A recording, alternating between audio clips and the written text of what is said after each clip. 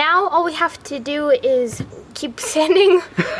All we have to do is do exactly what we did again.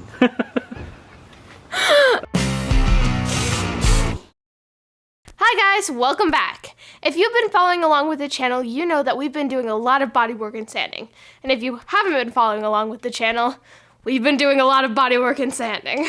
And today we are continuing sanding on our hood and quarter panels. They were both already in one layer of Eastwood's roll-on primer, but it was time for us to sand down and figure out where our low spots were. But as soon as we started spraying our guide coat, we realized we had a problem. Look, look. Dad. There's a little bit less than that. Dad. To get the whole. Dad. Come here. It's okay. We have to go to the store because we don't have any more guide coat. Dad was frantically trying to make it work, but it's not going to work. It worked? No, it didn't. So we're going to go to the store real quick and buy guide coat, and then we'll be right back and continue. Okay, we're back and we got some black spray paint. We've heard that you can use black spray paint instead of guide coat because we can't get guide coat where we are. So flat black it is, and we're just gonna keep going.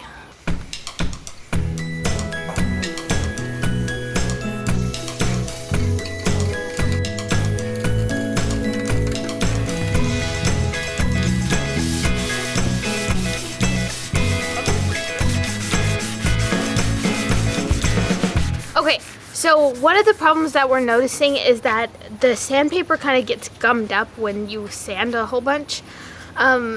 This leaves lines in your sanding and it's not helpful, and we had seen on some videos of people using flat black spray paint for guide coat, but what they were doing was they were lightly spraying it on there. But on Eastwood's videos they specifically say to have a nice even coat. When you're using the aerosol guide coat, don't just sit there and fog it around like you see on a YouTube video. You want to have a uniform coating of black over that gray epoxy.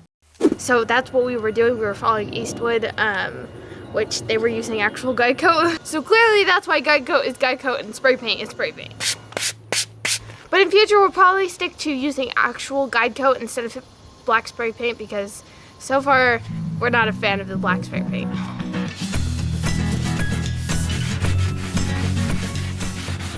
See? Ugh.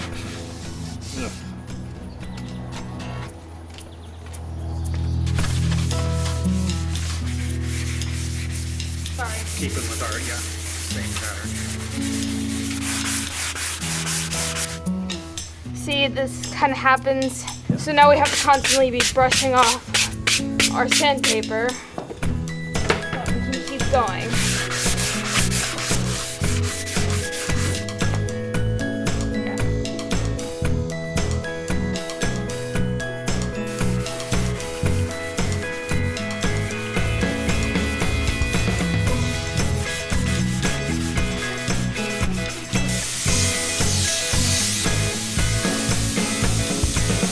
Oh wait, the roof is looking pretty good. We have some high spots where the roof supports are, but I'm pretty happy with it in general, so we're gonna leave those alone. The other spots we have are something that we've worked on before that seems like we've sanded off a little bit, so we're gonna redo that one. And over here, where we have another low spot, a little weird like bump. It's like a dent, pretty much. A bump. Yeah. So we're gonna fix that. We also have a pinhole and a few like divots that we need to fix. So we're going to fix all of that with some filler, and then we'll move on to sanding again.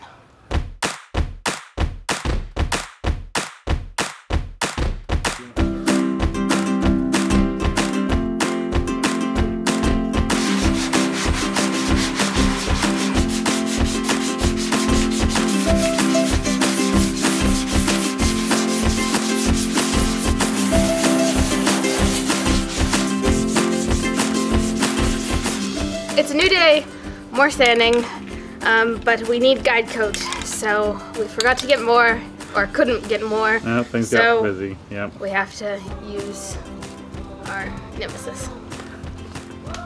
We're just gonna try it lighter. Yeah. We're gonna try it a little lighter, yeah. This time, since we were still using the flat black spray paint, we decided to try and spray it a little bit lighter to see if it wouldn't gum up our paper as much. Dad, you're getting spray paint all over your arm. Yep.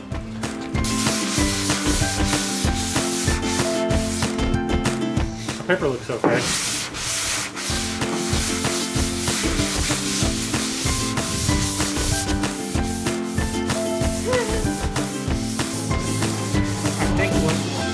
Okay, so we're a little tight on time today, so we're going to do one more thing. We are going to sand the quarter panels and the back part of the deck lid. Yeah.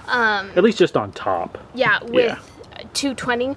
But we don't want to actually sand the deck lid with a 220. We want to sand it with 320 because it's already in second stage. So we are going to tape it off before we sand so that it doesn't get damaged.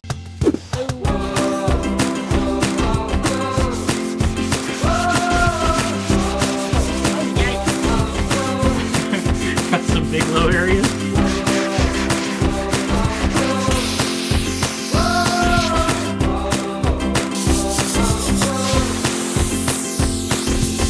Okay, so we sanded everything and it's looking pretty good.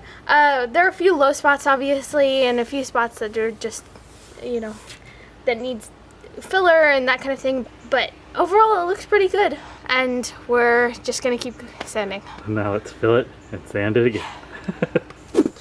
Because we are now sanding the back, we are going to move on to sanding the kind of inside of the trunk area, which means that we're going to take out the old weather stripping, which we've been waiting to do for ever since we got the car. Long time.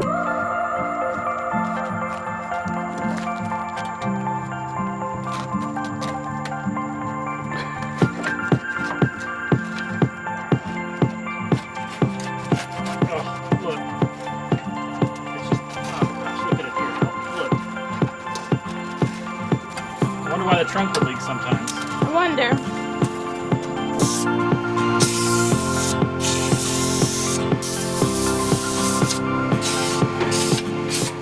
Well, I started blocking the quarter panels. Dad sanded down the part of the trunk that would be covered by the deck lid.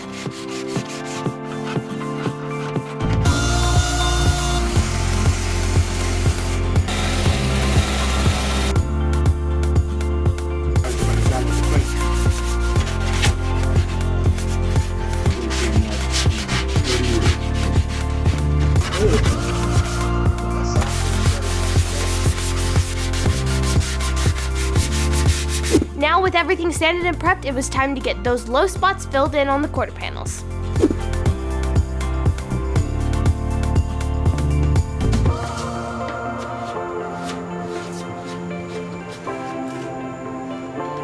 keep those edges good. Nice. Good job. Cut through a little.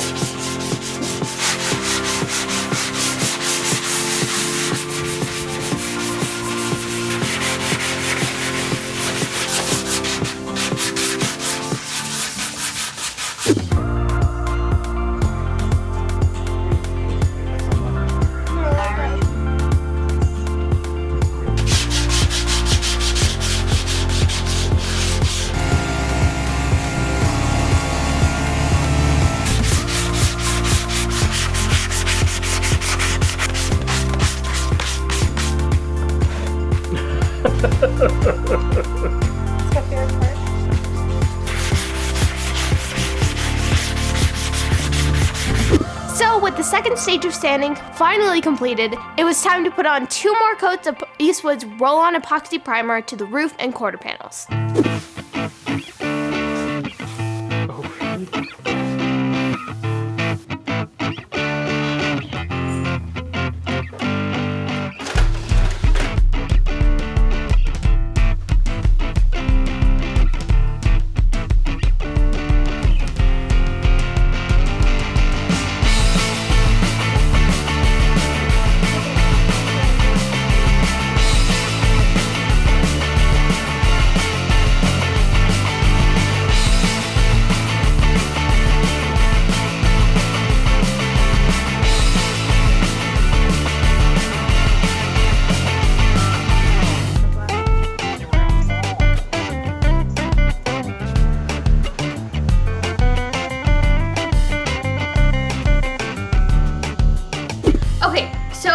Rolling on primer in the garage is not the best situation, mainly because when you have to vent the garage, bugs happen, and I hate bugs.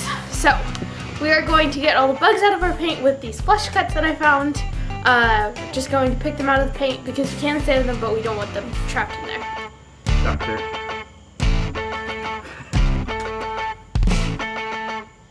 Nice.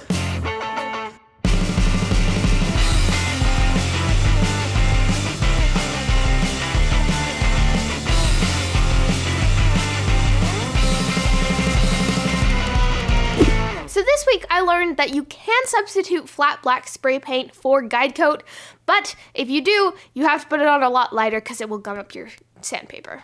Even though Carl doesn't look any different than he did at the beginning of the episode, I still know that we are one step closer to getting to painting the car, and I'm proud of that. So what I'm taking out of the garage is that work or effort that can go unnoticed is still important. Thank you to Eastwood for supplying their roll-on epoxy primer for us to use in this episode, and as always, thank you to my executive producer, Drew Carter. If you would like to support me, there are a couple ways you can, by subscribing to Ellie's Garage, or by going to elliesgarage.com where you can find links to my Patreon and to my merch. I'll see you next time in the garage!